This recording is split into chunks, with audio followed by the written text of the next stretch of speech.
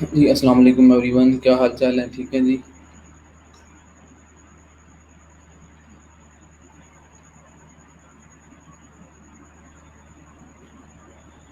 जी, वालेकुम सलाम। सुनाएं जी, कैसे हैं आप लोग? क्या कुछ चल रहा है? और उम्मीद करता हूँ आप सारे लोग ठीक होंगे, घरों में होंगे और काम शाम कर रहे होंगे।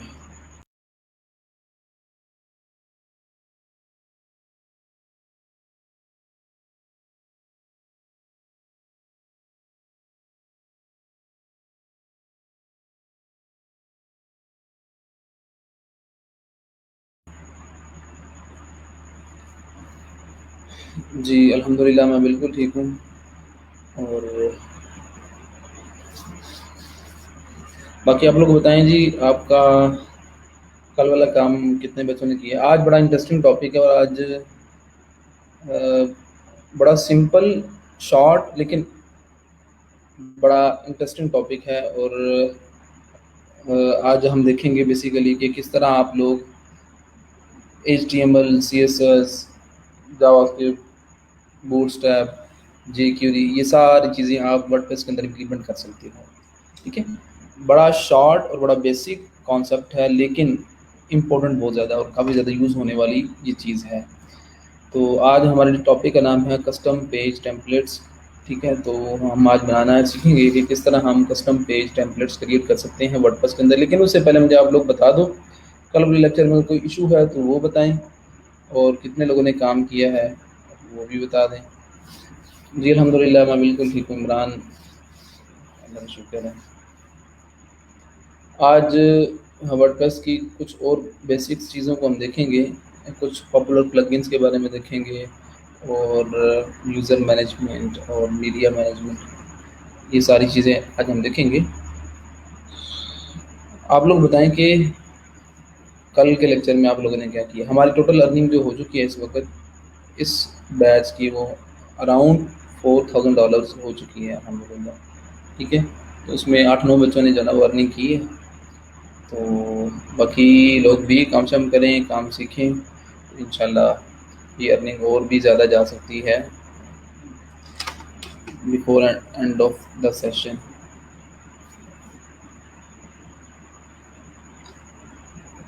अच्छा, बता दें जी कि इशू है किसी को तो वो बताएं, और ये भी बताएं कि आप लोगों ने कितना काम किया कल वाला।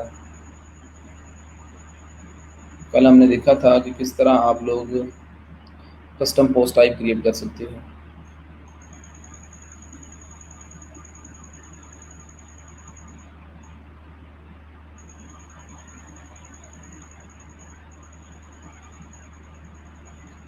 अच्छा, तो वो दोबारा से अपलोड करने पड़ेंगी फाइल्स प्लगइन के थ्रू, प्रोडक्ट्स की स्पेसिफिकेशंस को कस्टमाइज किया है। हाँ, ओके।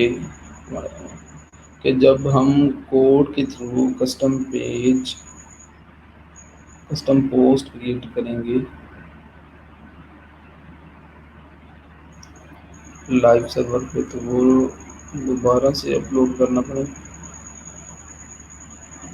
हाँ जी, अगर आप ये पूछना चाह रही हैं रूसा कि आपने अगर अपनी वेबसाइट को लाइव कर दी है और लोकल होस्ट पे आपने कस्टम पोस्ट टाइप क्रिएट की है, तो आपने उसको अपलोड दोबारा करना पड़ेगा सारी फाइल्स को। तो बिल्कुल जी, फाइल्स को दोबारा अपलोड करना पड़ेगा।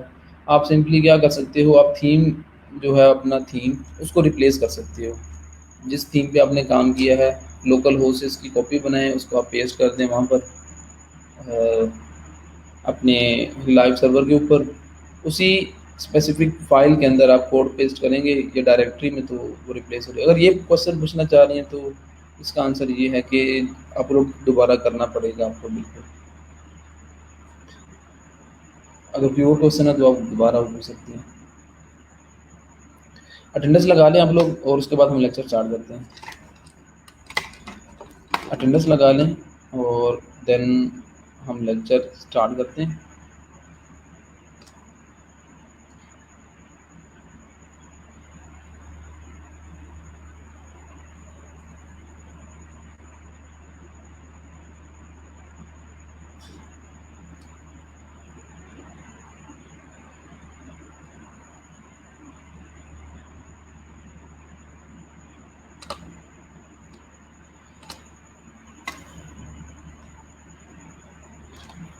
अटेंडेंस लगा के आप मेंशन कर दें ताकि हम लेक्चर स्टार्ट कर सकें।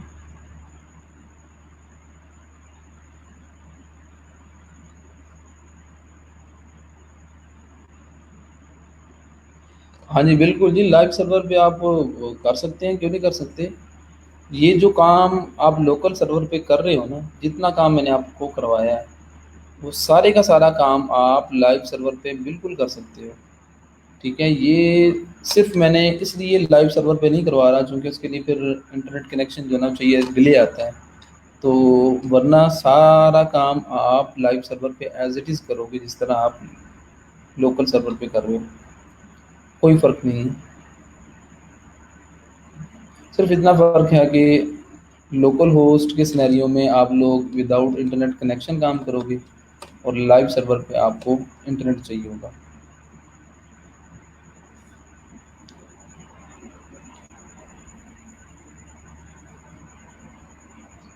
अच्छा जी, अगर अटेंडेंस लगा ली है तो बताएं, मैं लेक्चर शुरू करता हूँ। हाँ, वरना हम वेट करते हैं। अच्छा, आज आप लोगों ने अ, ये जो काम मैं आपको दूंगा, ठीक है, ये आप लोगों ने लाइव सर्वर के ऊपर करना है और मुझे उसका जो लिंक है वो आपने मेरे से शेयर करना है। ठीक है, आज हम एक्चुअली ये देखेंगे कि किस तरह आप लोग HTML, CSS, bootstrap, JavaScript, jQuery, ये सारा कुछ, या इवन कि कस्टम PHP भी, ये सारा कोड किस तरह आप इम्प्लीमेंट कर सकते हो वर्डप्रेस के अंदर। और बड़ी सिंपल सी चीज़ है, वो हम देखेंगे। अच्छा, ये अटेंडेंस लगा ली है, ठीक हो गया। मैं यहाँ से लोकल होस्ट के थ्रू ओपन करता हूँ। अ,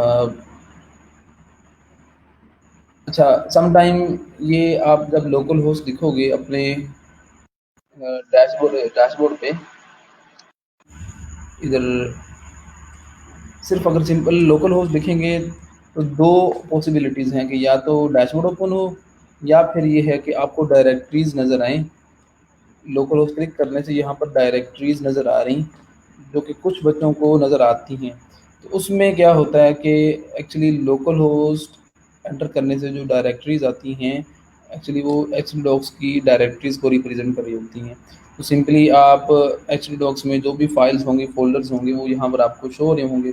तो आपने जिस भी फाइल या फोल्डर को ओपन करना होगा, आप यहाँ से क्लिक करके आप फर्दर ओपन कर सकते हो। ठीक है, तो ये कोई एरर नहीं होता। कुछ बच्चों की चीज़ इश्यूज आ रहे थे, तो आपने क्या करना है, सिंपली रेलिवेंट जो डायरेक्टरी है उस पर आपने क्लिक करना है। तो वर्डप्रेस, इसको मैं ओपन करता हूँ, बैकएंड।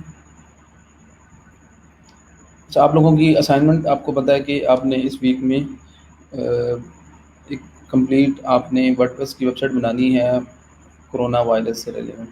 उसमें सारी यूजफुल इंफॉर्मेशन होगी अबाउट कोरोना वायरस। तो चलें जी, स्टार्ट करते हैं लेक्चर। सबसे पहले हम देखेंगे टैक्सोनॉमीज़, वर्डप्रेस के अंदर टैक्सोनॉमीज़ का क्या कॉन्सेप्ट है। ठीक है, उसके बाद हम देखेंगे यूज़र मैनेजमेंट्स। ठीक है, कि यूज़र्स किस तरह आप मैनेज कर सकते हो वर्डप्रेस के अंदर। उसके बाद मीडिया मैनेजमेंट देखेंगे, ये शायद आपने देखा भी हो ऑलरेडी। और उसके बाद हम कुछ प्लगइन्स पे काम करना सीखेंगे, उसमें से एक है कॉन्टैक्ट फॉर्म 7। ठीक है, और देन हम कस्टम पेज टेम्पलेट की तरफ जाएंगे। ठीक है जी, मैं स्क्रीन शेयर कर देता हूँ।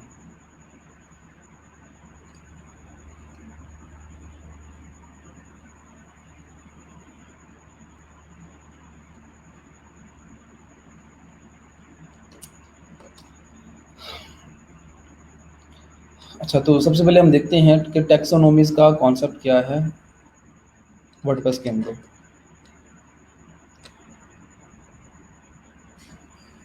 इससे पहले मैंने एक्चुअली वो बताया स्क्रीन शेयर करने से पहले कि लोकल होस्ट लिखने से समटाइम आपको डायरेक्टरीज नज़र आ रही होती हैं। तो वो मेरे ख्याल में वैसे भी आपको बात समझ में आ चुकी होगी स्क्रीन शेयर किए बगैर ही। तो स्टार्ट करें जी। चलें, सबसे पहले हम देखते हैं कि टैक्सोनॉमीज़ का कॉन्सेप्ट क्या है। ये है तो बड़ा सिंपल सा कॉन्सेप्ट, लेकिन जब ये टर्म यूज़ की जाती है तो सम टाइम स्टूडेंट्स जो है ना वो कंफ्यूज हो जाते हैं कि इसका एक्चुअली मतलब क्या है। तो वर्डप्रेस में टैक्सोनॉमीज़ का कॉन्सेप्ट ये है कि आप एक एक ऐसा तरीका जिसके थ्रू आप अपनी पोस्ट्स को कैटेगराइज कर सको, आप अपनी पोस्ट्स को डिवाइड कर सको, ऑर्गेनाइज कर सको। ठीक है, तो पोस्ट को ऑर्गेनाइज करने के लिए वर्डप्रेस के अंदर कॉन्सेप्ट है टैक्सोनॉमीज़। और दो तरह की टैक्सोनॉमीज़ होती हैं, मतलब कि दो तरह से आप अपनी वर्डप्रेस की पोस्टों को ऑर्गेनाइज कर सकते हो। ठीक है, उनको आप डिफरेंट सेक्शंस के अंदर, डिफरेंट कैटेगरीज के अंदर डिवाइड कर सकते हो दो तरीक़ों से। Number one through category, number two through tags. ये बिल्ट इन दो आपके पास टैक्सोनॉमीज होती हैं, एक कैटेगरी और एक टैग। सिंपल यही कॉन्सेप्ट है। इसमें क्या है कि taxonomy actually is a concept in which हम जो है ना वो अपनी पोस्टों को ऑर्गेनाइज करते हैं, कैटेगराइज करते हैं, डिफरेंट मॉड्यूल्स में डिवाइड कर सकते हैं। हमारे पास कितने ऑप्शंस हैं? दो ऑप्शंस हैं। ठीक है, एक हमारे पास है जी कैटेगरीज और दूसरा टैग्स। ठीक है, तो कैटेगरीज का आपको पता होगा अगर आपने देखा है। ठीक है, लेकिन यहाँ से आप सारी वो कैटेगरीज क्रिएट कर सकते हो। आप पोस्ट पे जाओ, उसमें उसके बाद कैटेगरीज पे जाएं, तो यहाँ पर आपकी तमाम वो कैटेगरीज आ रही होंगी जो कि आपने सो फार क्रिएट की होंगी। इसमें फ़िलहाल हमारे पास ये मोबाइल, मोशन फोटोग्राफी और अनकैटेगराइज। अनकैटेगराइज ये बाय डिफ़ॉल्ट एक कैटेगरी होती है। ठीक है, ये जब आप वर्डप्रेस की इंस्टॉलेशन करते हो। ठीक है, लेकिन इसके अलावा आप यहाँ पर अगर न्यू कैटेगरी ऐड करना चाहो तो वो आप कर सकते हो।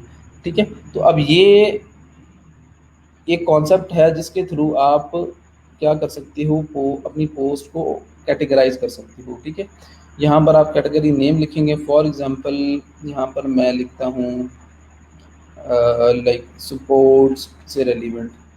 ठीक है, तो स्लग का आपको मैंने बताया कि editable part of a URL.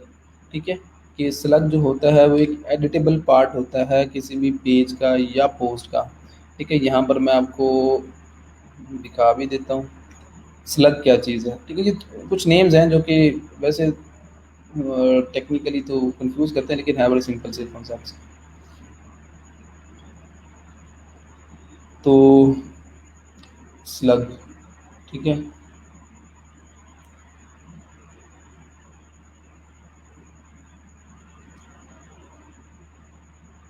आपका आपका जो यूआरएल होता है उसका वो एडिटेबल पार्ट होता है। फॉर एग्जांपल यहाँ पर मैं लिखता हूँ स्पोर्ट्स कैटेगरी। ठीक है, तो अब आपकी इस कैटेगरी की जो भी या इस कैटेगरी की जो भी पोस्ट क्रिएट होगी उसमें ये जो पार्ट होगा ये आपका एडिटेबल होगा। ठीक है, जो भी आप परमालिंक के थ्रू जो भी स्ट्रक्चर आप सेलेक्ट करते हो, परमालिंक्स के थ्रू आपको पता है डिफरेंट स्ट्रक्चर्स होते हैं। तो जो भी स्ट्रक्चर सेलेक्ट करोगे उस स्ट्रक्चर के थ्रू आपका वो यूआरएल बनना होता है। उसमें आपको पता है कि पोस्ट नेम, आईडी और बहुत सारे और भी ऑप्शंस होते हैं। तो उसमें जो भी आप स्ट्रक्चर सेलेक्ट करोगे तो उसके थ्रू आपका यूआरएल बन रहा होगा, लेकिन यूआरएल के अंदर स्टिल कुछ पार्ट होगा जो कि एडिटेबल होगा, उसको आप सेलेक्ट करोगे। तो पेरेंट कैटेगरी कि आप इस कैटेगरी को क्या सब कैटेगरी बनाना चाह रहे हो, मतलब कि किसी पेरेंट कैटेगरी के अंडर आप इसको रखना चाह रहे हो, तो यहाँ से आप वो कैटेगरी सेलेक्ट कर लो। ये वही कैटेगरीज होंगे जो कि ऑलरेडी आपने क्रिएट की होंगी। तो मैं इसको पेरेंट कैटेगरी रखना चाह रहा हूँ, इस स्पोर्ट्स को चाइल्ड कैटेगरी नहीं बनाना चाह रहा। चाइल्ड बनाना चाह रहा हूँ तो यहाँ से मुझे कोई ना कोई किसी न किसी कैटेगरी में रखना पड़ेगा इसको। डिस्क्रिप्शन आपने जो लिखनी है वो आप यहाँ पर लिख दोगे सिंपली कि ये कैटेगरी जो है ये किस पर्पज़ के लिए है, इसमें जो पोस्ट आएंगी वो किस के लिए आएंगी, किस तरह की पोस्ट इसमें आप रखोगे। ये आपका हो गया कैटेगरी। ठीक है, ये बड़ा सिंपल है, इसमें ऑलरेडी अपने काम किया होगा ऑलरेडी। ठीक है, तो इसके बाद टैग्स। ठीक है, आप टैग्स भी ऐड कर सकते हो बाय डिफ़ॉल्ट। फॉर एग्जांपल आपका स्पोर्ट्स का ब्लॉग है या पॉलिटिकल ब्लॉग है या इंटरटेनमेंट के हवाले से है, तो यहाँ पर आप टैग्स डिफाइन करके रख सकते हो। टैग्स सर्च टैग्स भी हो सकते हैं, यहाँ पर आप वो कीवर्ड्स रख सकते हो। लाइक यहाँ पर अगर फॉर एग्जांपल हम इसको रखें, अगर सपोज करें कि ये हमारा सपोर्ट्स का है, तो यहाँ पर जो टैग्स हो सकते हैं वो आप क्रिकेट रख सकते हो, slug, again cricket, cricket news कह लो या जो भी, ठीक है। तो यहाँ पर आप वो डिस्क्रिप्शन डिफाइन कर दो, ऐड टैग। बेस्ट प्रैक्टिस ये है कि आपकी वर्डप्रेस की वेबसाइट में टोटल या अराउंड 15 आपकी कैटेगरीज हों, ठीक है, अराउंड 15 कैटेगरीज हों और अराउंड 100 टैग्स हों, इससे ज़्यादा ना हों, क्योंकि इससे ज़्यादा होंगे तो कैटेगरीज बहुत ज़्यादा हो जाएंगी, तो आपकी वेबसाइट जो है वर्डप्रेस की, उसकी परफॉर्मेंस आपकी पूरी हो जाएगी, ठीक है। तो अब आपने टैग्स क्रिएट कर लिए, ये आपके वो सारे टैग्स आ रहे हैं और यहाँ पर आपको सारी कैटेगरीज आ रही हैं। तो इन टैग्स और इन कैटेगरीज को यूज़ करके आप अपनी तमाम पोस्टों को कैटेगराइज कर सकती हो, ऑर्गेनाइज कर सकती हो, ठीक है। ये सिर्फ ऑर्गेनाइजेशन के लिए है, ठीक है। आप अपने पोस्टों को ऑर्गेनाइज कर सकती हो, और स्पेशली तब जब आपने इन पोस्टों का कंटेंट, इन पोस्टों का जो डेटा है वो एपीआई के थ्रू आपने डेटाबेस में से फेच करना है, अगर डेटाबेस में से फेच करना है, तो उस सिनेरियो में आप बताओगे कि मुझे डेटाबेस में से इस कैटेगरी की जितनी भी पोस्टें हैं उनका कंटेंट चाहिए। तो कैटेगरी की बेस पे, टैग की बेस पे आप डेटा फेच भी कर सकते हो डेटाबेस में से थ्रू कोड, ठीक है। ये बड़ी अहम चीज़ है। आगे एक क्लास यूज़ होती है, ये मैं आपको बताऊंगा भी सही इसके बारे में, लाइक WP_क्यूरी के नाम से क्लास है, ठीक है, वर्डप्रेस की। ये एक बड़ी कम्प्रीहेंसिव क्लास है, इसके थ्रू आप कंटेंट अपना गेट कर सकते हो, किसी भी पोस्ट का, कस्टम पोस्ट हो या सिंपल बिल्ट इन पोस्ट, किसी भी कंटेंट टाइप का डेटा गेट कर सकते हो। इसमें आप एक्चुअली बताते हो कि मुझे उन तमाम पोस्टों का डेटा चाहिए, ठीक है, जिनकी कैटेगरीज जो हैं वो ये हैं, ये वो एक्चुअली यहाँ से आप स्पेसिफाई कर सकते हो। कहने का मकसद सिर्फ इतना है, जहाँ पर जिस तरह ये देखें category name staff and news, तो इस क्लास के थ्रू आप फॉर एग्जांपल ये इस सिनेरियो में आपने बताया कि मुझे स्टाफ और न्यूज़ इस कैटेगरीज में जितनी, इन दो कैटेगरीज में जितनी भी पोस्टें पड़ी हुई हैं डेटाबेस में से, वो गेट करके मुझे उसका कंटेंट चाहिए जेसन की फॉर्म में, ठीक है। तो इस ये जो कॉन्सेप्ट है ये इस पर्पज़ के लिए भी यूज़ होता है। तो ओवरऑल इसको आप क्या कहोगे, टैक्सोनॉमी, ठीक है। टैक्सोनॉमी ये बिल्ट इन टैक्सोनॉमीज हैं, और आप कस्टम टैक्सोनॉमीज भी क्रिएट कर सकते हो, ठीक है, कस्टम कैटेगरीज और कस्टम जो है ना वो टैग्स। तो आई होप कि आपको इस चीज़ की समझ आ चुकी होगी। ये तो बड़ा सिंपल सा है वैसे, और इसमें सिर्फ पर्पज़ ये है कि पोस्टों को ऑर्गेनाइज करना है। जब आप पोस्ट क्रिएट कर रहे होंगे, फॉर एग्जांपल ये आपने एक न्यू पोस्ट क्रिएट की, तो यहाँ पर आप टाइटल दें और यहाँ पर आप इन ब्लॉक्स को यूज़ करके आप अपने पोस्ट को डिफ़ाइन करें। तो यहाँ पर एक्चुअली आप उनको कैटेगराइज कर सकते हो, ठीक है। यहाँ पर आप बता सकते हो कि ये जो कैटेगरी, ये जो पोस्ट है ये किस कैटेगरी में है, ठीक है। यहाँ से कैटेगरी आप बताएं, तो सारी कैटेगरीज हैं ऑलरेडी, अब यहाँ से भी क्रिएट कर सकते हो, और यहाँ पर आप वो टैग्स मेंशन कर सकते हो, ठीक है। अगली जो चीज़ है वो है यूज़र मैनेजमेंट, ठीक है। आप वर्डप्रेस में मल्टीपल यूज़र्स क्रिएट कर सकते हो। आप वर्डप्रेस में मल्टीपल यूज़र्स क्रिएट कर सकते हो। बाय डिफ़ॉल्ट जब आप वर्डप्रेस की इंस्टॉलेशन करते हो तो आप एक यूज़र क्रिएट करते हो जिसके पास एडमिनिस्ट्रेशन की तमाम फीचर्स होते हैं, एक्सेस होती है, ठीक है। तो उसके अलावा आप और भी यूज़र्स क्रिएट कर सकते हो। ये किस पर्पज़ के लिए आप क्रिएट करोगे, फॉर एग्ज़ाम्पल आपकी अपनी वेबसाइट है, ठीक है, और आप सॉरी, आपकी वेबसाइट है और आप अब किसी डेवलपर से या किसी बंदे से अपनी वेबसाइट पे कोई काम करवाना चाह रहे हो, कोई कंटेंट राइटर है तो आपने कंटेंट राइटर से कोई कंटेंट लिखवाना है, या कोई डेवलपर है तो उससे आपने कोई पेज डेवलप करना है।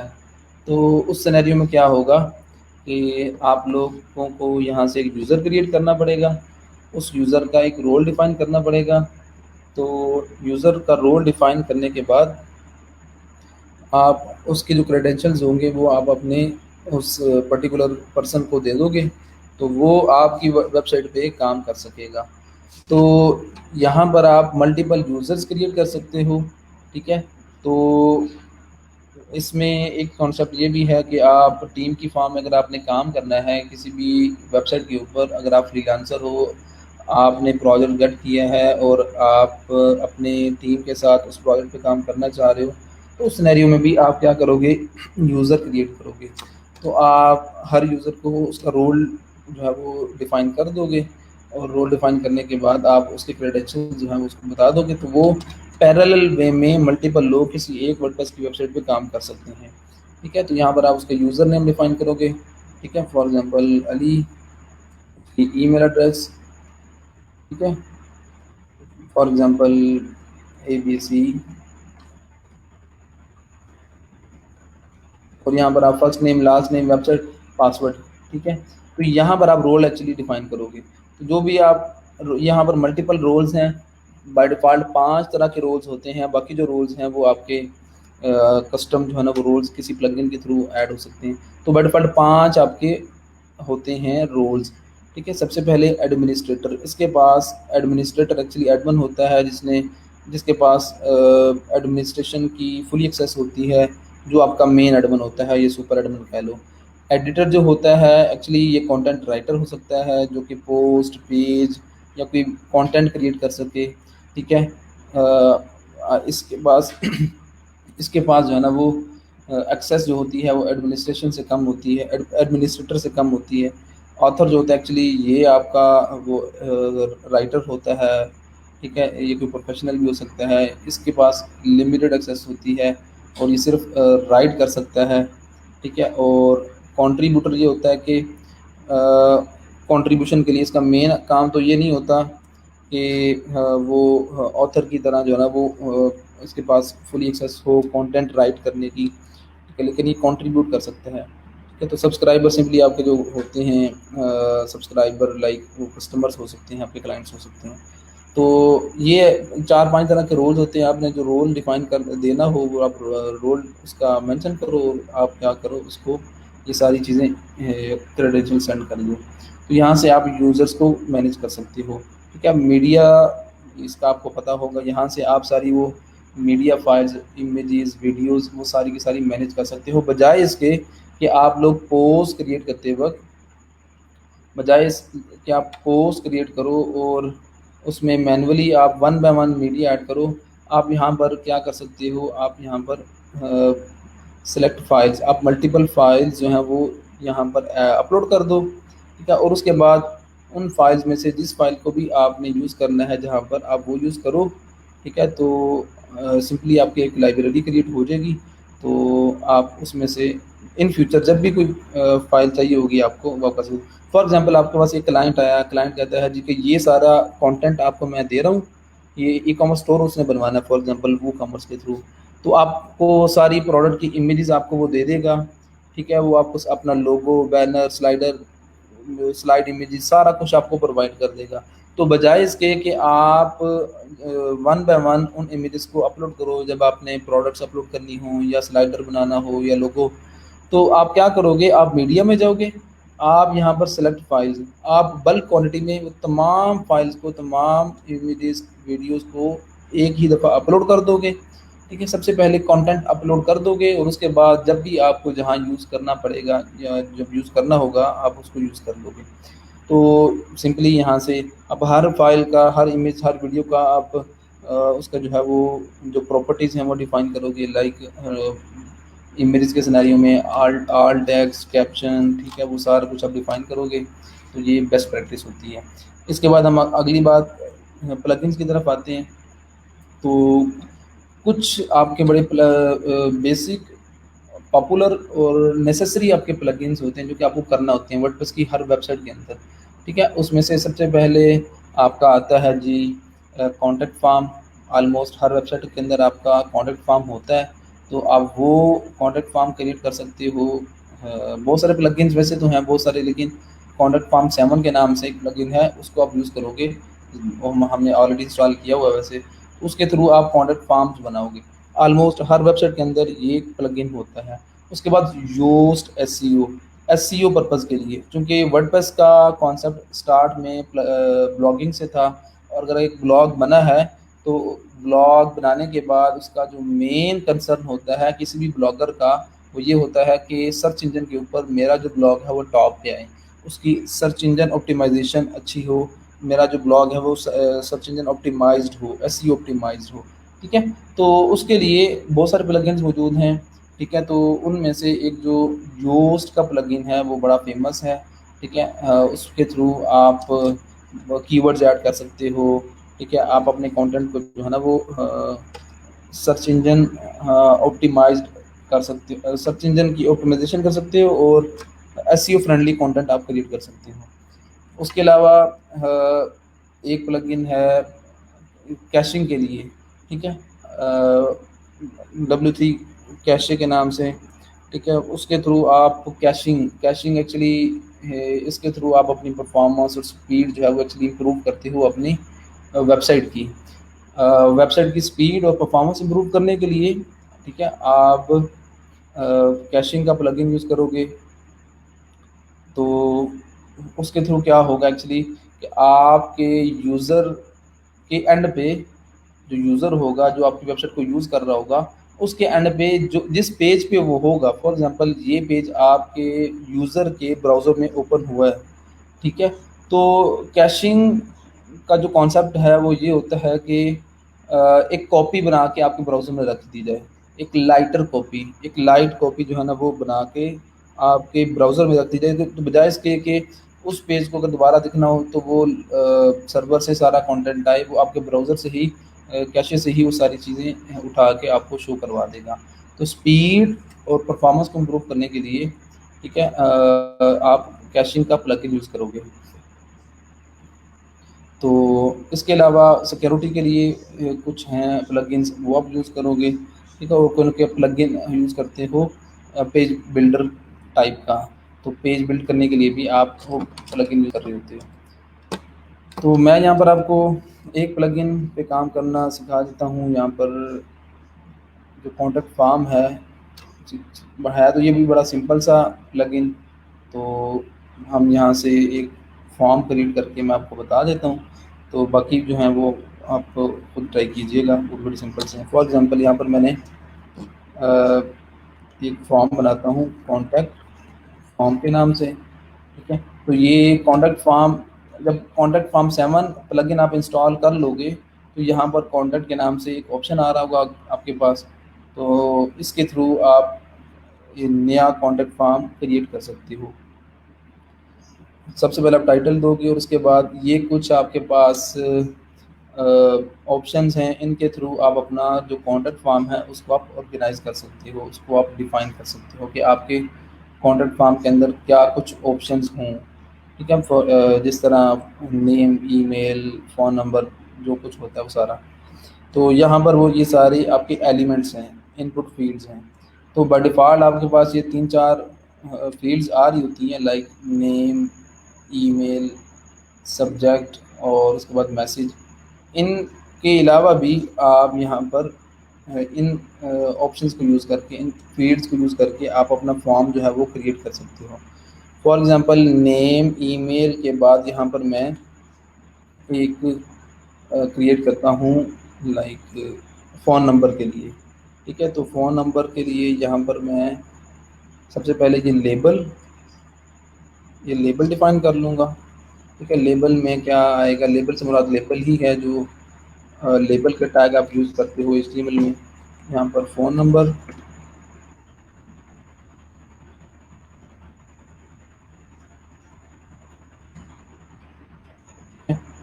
यहाँ पर ये लेबल डिफाइन करने के बाद ओपनिंग और क्लोजिंग टैग के दरमियान में आप यहाँ पर फ़ोन नंबर अगर आपने ऐड करना है तो यहाँ पर ये नंबर वाला जो फील्ड है ये आप यूज़ चूज़ करोगे।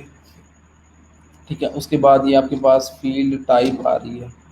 ठीक है, फील्ड टाइप से मुराद ये है कि स्पिन बॉक्स या स्लाइडर, ये एक्चुअली उसकी जो अपीयरेंस है उसको ये डिफाइन करेगा। ठीक है, तो ये स्पिन बॉक्स से मुराद ये है कि वो इसकी एक्चुअली अपीयरेंस अलग है और स्लाइडर की अलग है। ये आप ट्राई करके चेक लीजिए। रिकॉर्ड है जी, बिल्कुल है। ये जो नेम का एट्रीब्यूट है ये एक्चुअली वो एट्रीब्यूट है जो कि आप यूज़ करते हो नेम का एट्रीब्यूट। आपको पता है पीएचपी में एपीआई को एपीआईज मैनेजमेंट के लिए। ठीक है, एपीआई में पीएचपी में उस फील्ड का डेटा कंटेंट गेट करने के लिए डिफ़ॉल्ट वैल्यू आपको पता है, अगर रखना चाह रहे हो तो रख लो, अगर नहीं रखना चाह रहे ना रखो। और उसी को भी आप प्लेस होल्डर बना सकते हो। यहाँ पर आप उसकी रेंज डिफाइन कर सकते हो। हर फील्ड की अपनी स्पेसिफिकेशन होंगी। आईडी रखना चाह रहे हो तो वो आप रख लो, फ़ोन नंबर फॉर एग्जांपल। ठीक है, क्लास का कोई एट्रीब्यूट है, क्लास आपने ऐड करनी तो इंसर्ट टैग। अब क्या है कि ये एक्चुअली ये जो लाइन ऑफ कोड है ये ऐड हो चुकी है। ठीक है, ये इस प्लगइन के थ्रू ऐड हुई है। अब इसके बाद मैं फॉर एग्जांपल अगर यहाँ पर एक और मैं लेबल क्रिएट करता हूँ, उस लेबल के अंदर हम रखते हैं जी लाइक स्किल्स के नाम से। इसका क्लोजिंग टैग भी हम यहाँ पर डिफाइन कर लें और इसके दरमियान में हमने अब स्किल्स ऐड करनी है। हम अपने यूज़र से पूछना चाह रहे हैं कि आपके पास क्या क्या स्किल है, तो ऑब्वियसली वो फिर चेक बॉक्सेस के थ्रू आएगा। तो चेक बॉक्सेस वाला जब आप फील्ड इस पर क्लिक करोगे तो ये सारी स्पेसिफिकेशंस उस चेक बॉक्सेस की यहाँ रिक्वायर्ड है जी, बिल्कुल है। नेम रखना जो भी चाह रहे हो अब वो नेम डिफाइन करो। यहाँ पर एक्चुअली आपको पता है कि चेक बॉक्सेस में मल्टीपल वैल्यूज़ होती हैं, मल्टीपल ऑप्शंस होते हैं। तो वो जो मल्टीपल ऑप्शंस होते हैं वो आपने यहाँ पर हर लाइन के अंदर डिफाइन करने हैं। तो for example PHP, .NET, HTML, CSS, JavaScript, सारी मैं वैल्यूज़ रख देता हूँ। ये put a label first a check box last, इसका मतलब ये होगा कि जिस तरह आपने चेक बॉक्सेस देखे होंगे कि ये PHP लिखा आएगा और उसके बाद वो बॉक्स सा आएगा। तो अगर आप लेबल फर्स्ट, लेबल को पहले और चेक बॉक्सेस को बाद में रखना चाह रहे हो तो ये वाला आप ऑप्शन सेलेक्ट कर लो। अब मैंने ये ऑप्शन सेलेक्ट किया है तो इससे मुराद क्या होगा कि PHP लिखाएगा और उसके सामने वो बॉक्स बनाएगा। अगर मैं ये चेक नहीं करूँगा तो फिर क्या होगा कि पहले चेक बॉक्स आएगा और उसके बाद PHP लिखाएगा। सिंपल ये इसका फीचर है। उसके बाद wrap each item with label element. ठीक है, कि लेबल एलिमेंट मतलब कि जितने भी ये वैल्यूज़ हैं, ठीक है, उनमें ये जो PHP होगा ये एज अ लेबल के अंदर जब आप रखोगे तो ये थोड़ा बोल्ड टाइप होगा, आपका जो टेक्स्ट है वो बोल्ड हो जाएगा। उसके बाद तीसरी, make check boxes exclusive. Exclusive का मतलब ये है कि जिस तरह आपने यहाँ पर स्किल्स के ऑप्शन रखा, यूज़र अपनी स्किल को यहाँ से चूज़ कर सकेगा। जब आप इसको एक्सक्लूसिव कर लोगे तो फिर क्या होगा कि ये रेडियो बटन की तरह एक्ट करेगा। इन 4 स्किल्स में से यूज़र सिर्फ एक ही स्किल को सिलेक्ट कर सकेगा, मल्टीपल स्किल्स को सिलेक्ट नहीं कर सकेगा। तो ये आपके ऊपर डिपेंड करता है कि आप वन सिलेक्शन करवाना चाह रहे हो या मोर देन वन। ठीक है, तो अगर सम मोस्टली क्या होता है कि चेक बॉक्सेस का जो पर्पस होता है वो यही होता है कि आप लोग यूज़र जो है वो मल्टीपल सिलेक्शन कर सकें। अगेन आईडी का एट्रीब्यूट और आपकी क्लास आपने डिफाइन करनी तो वो कर लो। इसी तरह आप यहाँ पर मैं आपको बाकी जो ड्रॉप डाउन और रेडियो बटन है ना ये आप इसके बारे में बता दूँ और फिर इसका फॉर्म जो है वो हम इसको फर्दर देते हैं। मज़ीद यहाँ पर मैं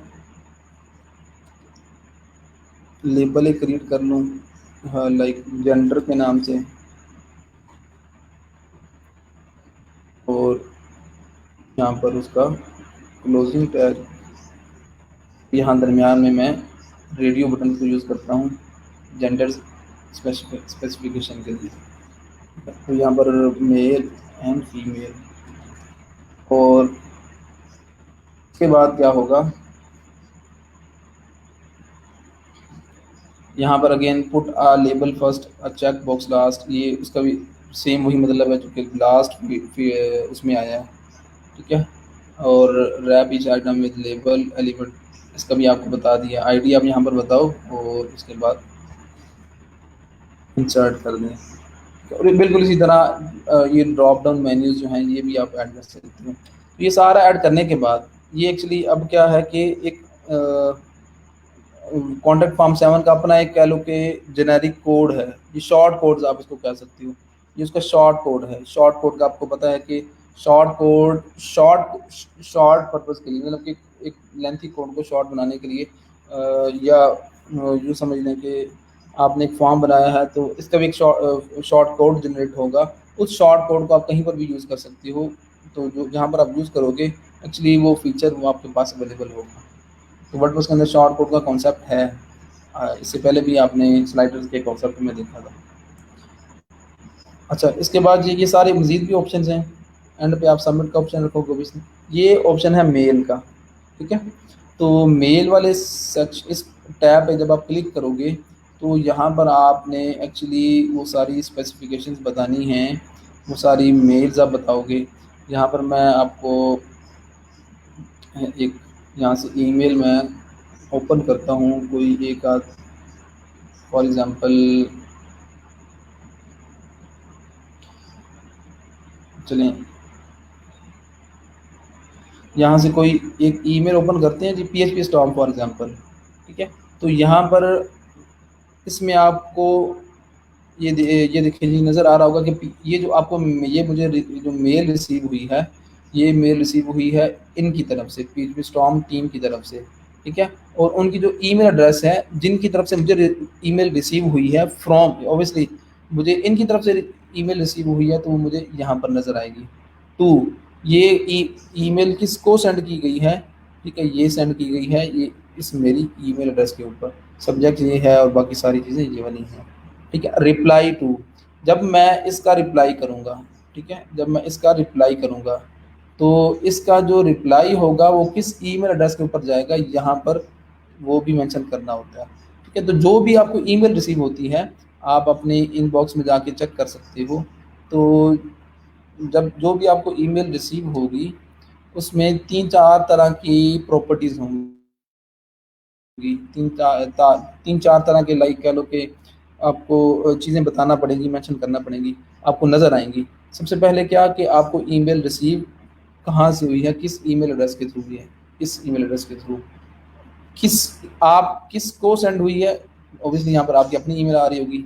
और उसके बाद रिप्लाई टू, ये जो आप रिप्लाई करोगे, ठीक है, तो वो किस ईमेल के ऊपर करोगे, वो ईमेल यहाँ पर सेम भी हो सकती है ये दोनों, और ये डिफरेंट भी हो सकती हैं कि लाइक ईमेल आपको जो रिसीव हो किसी और ईमेल के थ्रू रिसीव हो, ठीक है। लेकिन जब आप रिप्लाई बैक करो तो वो किसी डिफरेंट या दूसरी आप ईमेल के ऊपर आप सेंड करो, तो ये एक्चुअली डिफाइन करना होता है जो आपको ईमेल सेंड कर रहा होता है, ठीक है। तो ईमेल सर्वर जो है ना वो उसके ऊपर डिपेंड करता है कि उसमें कितनी ईमेल्स पड़ी हुई हैं। तो यहाँ पर एक्चुअली आप वो सारा कुछ डिफाइन करोगे टू, ठीक है। तो यहाँ पर आप बताओगे कि ये जो ईमेल एड्रेस है, ठीक है, वो ईमेल वो सारी की सारी वो सेंड किसको होंगी, ठीक है। जो यूज़र है वो फॉर्म जो भी फिल करेगा, ठीक है, तो वो सारी फॉर्म का जो डेटा है वो किस ईमेल एड्रेस के ऊपर जाएगा। यहाँ पर आप ओबियसली अपनी ईमेल एड्रेस दोगे, जो वेबसाइट का ओनर है वो अपनी ईमेल एड्रेस देगा कि हाँ यार इस ईमेल एड्रेस के ऊपर मुझे तमाम यूज़र्स का जो फॉर्म का डेटा है वो रिसीव हो फ्रॉम, ठीक है। तो यहाँ पर फ्रॉम के अंदर क्या होगा कि एक्चुअली ये वही फ्रॉम है कि जब आपके जो यूज़र है, ठीक है, उसका जो आपको जो ईमेल एड्रेस रिसीव होगी, ठीक है, वो एक्चुअली किस यूज़र के ईमेल एड्रेस के थ्रू आपको रिसीव होगी, यहाँ पर वो आ रही होगी, यूज़र की ईमेल एड्रेस एक्चुअली आ रही होगी, ठीक है।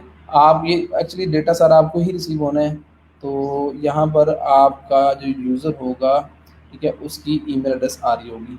यहाँ पर सब्जेक्ट नेम आप वो चेंज कर सकते हो जो भी लिखना चाहो, ठीक है। एडिशनल हेडर इसमें रिप्लाई टू, ये ऑब्वियसली अगर आपने रिप्लाई करना है, ठीक है, ये सारा, ये जो आप स्पेसिफिकेशंस कर रहे हो ना, ये कॉन्फ़िगरेशन, ये एक्चुअली कॉन्फ़िगरेशन है आपकी ईमेल के लिए, कि जब यूज़र्स फॉर्म फिल करेंगे तो एक्चुअली आपको इस ईमेल एड्रेस के ऊपर वो सारे फॉर्म्स का डेटा रिसीव होगा, पहली चीज़, ठीक है।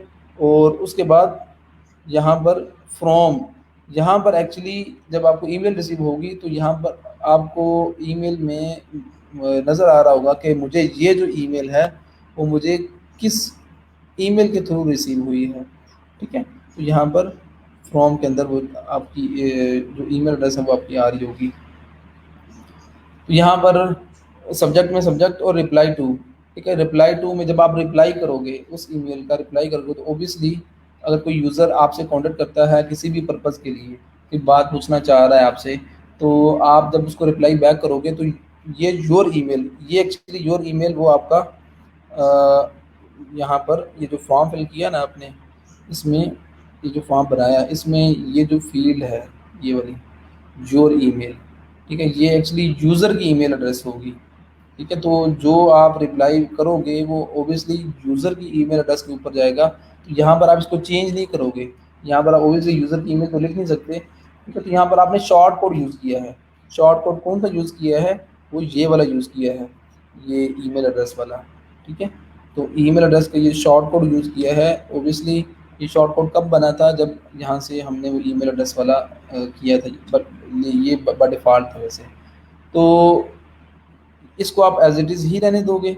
यूज़र जो भी ईमेल टाइप करेगा उसकी अपनी ईमेल के ऊपर वो आपका रिप्लाई बैक चला जाएगा, ठीक है। तो मैसेज बॉडी के अंदर आप यहाँ पर वो सारा स्पेसिफाई कर सकते हो। आप अपना यहाँ पर जो मैसेज है वो रख सकते हो। सब्जेक्ट, सब्जेक्ट आप यहाँ पर डिफ़ाइन करोगे। फ्रॉम, ये आप यहाँ पर आप अपना नेम रखोगे और यहाँ पर आप अपनी ईमेल एड्रेस रखोगे। तो ये सारा इस तरह ये कॉन्फ़िगरेशन होगी।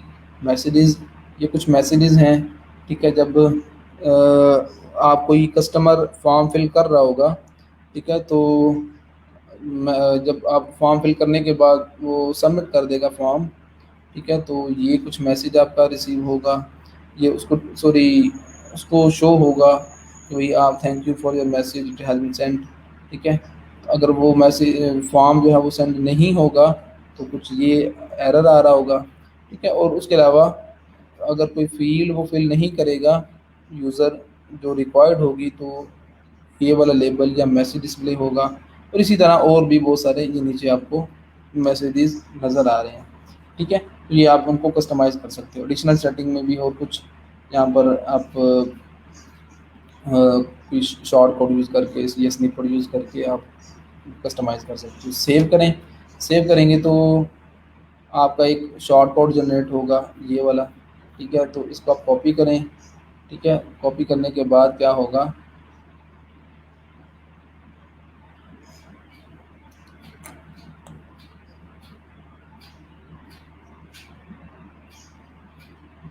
यहाँ पर कोई लेबल के अंदर कोई मिस्टेक है मेरे ख्याल में।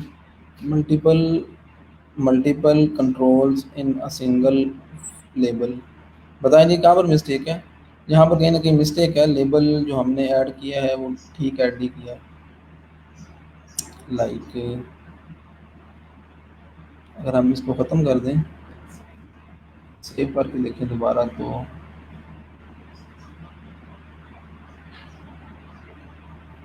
ये लेबल ओपनिंग, ये closing, opening closing, opening closing, ये इसका ओपनिंग क्लोजिंग,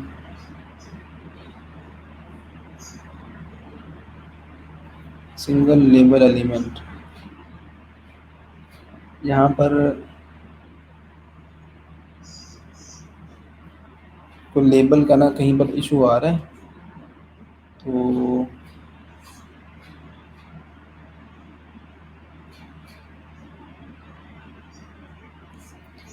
यहाँ पर मैं अगर इसको ख़त्म करूँ,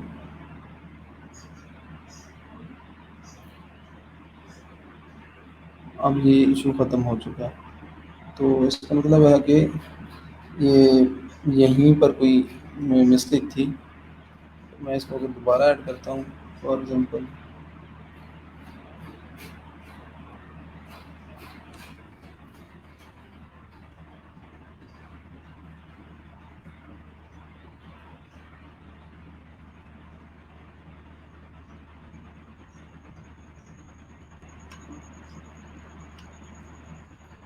तो लेट्स सी।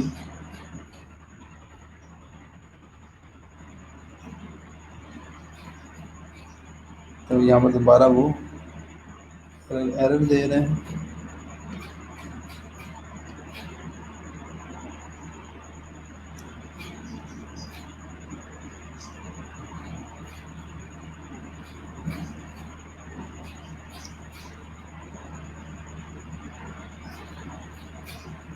पर ये इसमें कोई इशू आ रहा है, डोंट नो कि कौन सा है।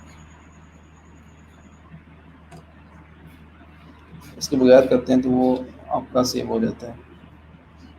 ये शॉर्ट कोड आपका जनरेट हुआ, इस शॉर्ट कोड को आप एक्चुअली कहीं पर किसी पेज के अंदर यूज़ करोगे तो आपका जो फॉर्म है वो पूरे का पूरा डिस्प्ले हो जाएगा। आप एक नया पेज क्रिएट करोगे, उस पेज का आप नाम रखोगे, टाइटल कुछ भी लगे, कॉन्टैक्ट यूज़र कॉन्टैक्ट फॉर्म। आप यहाँ पर डिस्क्रिप्शन में वो शॉर्ट कोड रख दोगे, पब्लिश करेंगे तो आपके पास व्यू पेज करेंगे तो वो सारा फॉर्म आपका आ रहा होगा। ठीक है, नेम, ईमेल, फ़ोन नंबर, ये सारा सब्जेक्ट हो, सारा ये सारा कुछ फिल करेंगे, यूज़र फिल करेगा तो आपके पास एक ईमेल आ जाएगी और उस ईमेल का जो स्ट्रक्चर होगा वो आपका उसी तरह का होगा जो कि आपने डिफ़ाइन किया है। तो ये इस तरह आप इस प्लगइन के थ्रू बहुत सारे फॉर्म्स क्रिएट कर सकते हो जितना आप चाहो। ठीक है, तो इसके बाद अब हम देखते हैं अगली चीज़ जो मेन हमारा आज का टॉपिक है वो है कस्टम पेज टेम्पलेट। ठीक, उस तरह उस पे किस तरह आप लोग कस्टम पेज टेम्पलेट क्रिएट कर सकते हो। इसके बाद अगर टाइम बचा तो हम देखेंगे एलिमेंटर जो आपका पेज बिल्डर है उसको भी देख लेंगे। ये बड़ी बेसिक सी चीज़ें हैं, तो इस पे देखना, इस पे काम करना ज़रूरी है। अच्छा, अब हम देखते हैं कस्टम पेज टेम्पलेट। ठीक है, कि किस तरह आप लोग कस्टम पेजेस आप बना सकते हो वर्डप्रेस के अंदर। कस्टम पेजेस अपने कोड के थ्रू किस तरह आप एक डिज़ाइन, एक यूज़र इंटरफेस बना सकते हो वर्डप्रेस के अंदर। ठीक है, बाय डिफ़ॉल्ट आपको पता है कि पेजेस जितने भी होंगे वो आपको यहाँ पर नज़र आ रहे होंगे और उनका एक ख़ास डिज़ाइन होगा, उनका एक ख़ास स्ट्रक्चर होगा। ठीक है, आप कस्टम कोड के थ्रू भी ये जो पेजेस हैं ये आप बना सकते हो। अभी तो आप क्या करते हो एक्चुअली, गुटनबर्ग एडिटर को यूज़ करके आप यहाँ पर अपना पेज जो है वो डिफाइन कर रहे होते हो, उसका स्ट्रक्चर बना रहे होते हो। यहाँ पर आपने ब्लॉग उठाया, उसको आपने उसमें आपने उसका कंटेंट लिखा, उसके बाद आपने मज़ीद एक ब्लॉग उठाया। ठीक है, और उसको आपने यहाँ पर रखा और बटन का आपने कंटेंट डिफाइन। इसी तरह आप इन ब्लॉक्स को यूज़ करके क्या करते हो, अपना पेज जो है वो अपना डिफाइन कर रहे होते हो। ठीक है, तो एक तो ये तरीका है अपना पेज बनाने का इन ब्लॉग्स को यूज़ करके। ठीक है, ये जितने भी ब्लॉग्स हैं हर सेक्शन के अंदर, तो ये अवेलेबल जितने भी ब्लॉग्स हैं इनको यूज़ करके आप अपना एक पेज का स्ट्रक्चर या पेज का लेआउट बना रहे होते हो। और अगर आपको कोडिंग आती है तो आप कोड के थ्रू भी ये सारा काम कर सकते हो, और ये जो चीज़ है ये रिकमेंडेड है ओबियसली। तो आप परफॉर्मेंस वाइज देखा जाए, स्पीड वाइज देखा जाए, तो आप अगर कोड के थ्रू कर सकते हो तो आप करें। ठीक है, अब आप लोग क्या करेंगे, हम लोग क्या करेंगे जी कि custom page template, custom pages हम बनाएंगे और उसमें कोड के थ्रू हम अपने पेज का लेआउट वो डिफाइन करेंगे। तो उसके लिए आप क्या करोगे, जहाँ पर आपकी वर्डप्रेस की फाइल्स पड़ी होंगी आप वहाँ पर जाओगे, htdocs like C drive में, एच डॉक्स में, work place, WordPress content themes, themes में जाके आप लोग जो आपका थीम होगा एक्टिवेट, आप उस पे जाओगे। हमारे सिनेरियो में जो ये बी थीम जो है ये एक्टिवेट किया हुआ है। तो यहाँ पर आपको बहुत सारी टेम्पलेट्स मिलेंगे ऑलरेडी। ठीक है, तो टेम्पलेट कह लो या आप कह लो एक मॉड्यूल। ठीक है, आपको पता है कि वर्डप्रेस मॉड्यूलर अप्रोच पे काम करता है। वर्डप्रेस का जो एक पेज होता है वो मल्टीपल मॉड्यूल्स से मिलकर बनता है, मल्टीपल सेक्शन से मिलकर बनता है, या उसके मल्टीपल पार्ट्स होते हैं। ठीक है, तो कुछ यहाँ पर आपको बिल्ट इन में मिलेंगे टेम्पलेट्स। ठीक है, उसमें आपको हेडर, फूटर, साइड बार के नाम से ये सारे टेम्पलेट्स आपको नज़र आ रहे होंगे। ठीक है, तो लगिए जिस तरह header dot P H P, इस ये एक टेम्पलेट है बेसिकली। तो इसमें क्या है कि ये एक टेम्पलेट है, ये मॉड्यूल कह लो या एक सेक्शन कह लो, जो कि हर पेज के अंदर आपको नज़र आता है वर्डप्रेस की। तो हेडर डॉट पीएचपी की फाइल में एक्चुअली आपका हेडर का कोड होगा सारा। ठीक है, और उसके अलावा अगर मल्टीपल अगर हेडर्स आपने बनाए हुए हैं तो यहाँ पर आपका वो हेडर्स भी आ रहे होंगे। ठीक है, हेडर डैश शॉप, इसी तरह फूटर। तो फूटर में भी आपके पास ये footer dot P H P का टेम्पलेट नज़र आ रहा है, और यहाँ पर मल्टीपल फूटर्स भी हो सकते हैं। इसी तरह यहाँ पर साइड बार। ठीक है, side bar dot P H P, ये भी एक टेम्पलेट है, ये एक सेक्शन कह लो। ठीक है, तो ये आप यूज़ कर सकते हो। ये इसमें साइड बार का सारा वो फीचर है। यहाँ पर ही आप अपना एक टेम्पलेट क्रिएट करोगे। ठीक है, तो उसमें आपने क्या करना है, सिंपली एक फ़ाइल क्रिएट करनी है। तो यहाँ पर मैं इसको ओपन करता हूँ PHP स्टॉर्म के थ्रू।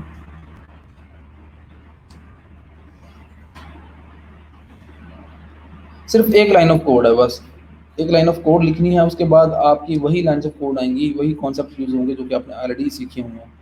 ठीक है, तो यहाँ पर बी थीम में हमने जाना है, और ठीक है, बी थीम में हम एक फ़ाइल क्रिएट करेंगे, न्यू PHP फाइल। उसका नाम हम रखते हैं यहाँ पर कस्टम पेज। माई कस्टम पेज रख लो, या जो भी आपने नाम रखना है वो रखें। और उसके बाद कस्टम पेज टेम्पलेट्स को बनाने के लिए एक्चुअली आपको ये लाइन ऑफ कोड लिखना पड़ेगी, स्लैश स्टैरिक, यहाँ पर टेम्पलेट नेम कॉलन, और यहाँ पर आप वो टेम्पलेट नेम डिफाइन कर दोगे। यहाँ पर टेम्पलेट नेम मैं रखता हूँ फॉर एग्ज़ाम्पल, टेम्पलेट नेम हम रखते हैं माई कस्टम पेज, और उसके बाद स्टैरिक और ये स्लैश, उसके बाद आप क्लोजिंग टैग यूज़ करोगे PHP का। ठीक है, ये एक लाइन ऑफ कोड आपने लिखनी है तो आपका जो टेम्पलेट है वो क्रिएट हो जाएगा। ठीक है, आप ये जो स्ट्रक्चर है, ये जो लाइन ऑफ कोड, ये एक्चुअली इसमें ये जो चीज़ है ये ऑलरेडी डिफाइन कर दी गई है। टेम्पलेट नेम, ये कीवर्ड कह लो या आप बिल्ट इन कह लो, जो भी ये बिल्ट इन टेक्स्ट है, बिल्ट इन की है, ये आप यूज़ करते हो कस्टम पेजेस बनाने के लिए। ठीक है, यहाँ पर इसके सामने आप अपना नेम डिफाइन करोगे, जो मर्जी आप रखना चाहो आप वो रख सकते हो। ठीक है,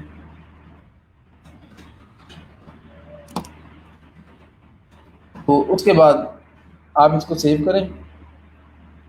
सेव करने के बाद आप वर्डप्रेस पे जाएं। ठीक है, वर्डप्रेस में पेजेस में जाके ऐड न्यू पेज। ठीक है, ऐड न्यू पेज में आप यहाँ पर नाम दोगे, टाइटल कुछ भी, लाइक कस्टम पेज। और कस्टम पेज या ये टाइटल डिफाइन करने के बाद एक्चुअली आप यहाँ पर बहुत सारे आपको ऑप्शंस नज़र आएंगे पेज के, पेज से रेलिवेंट।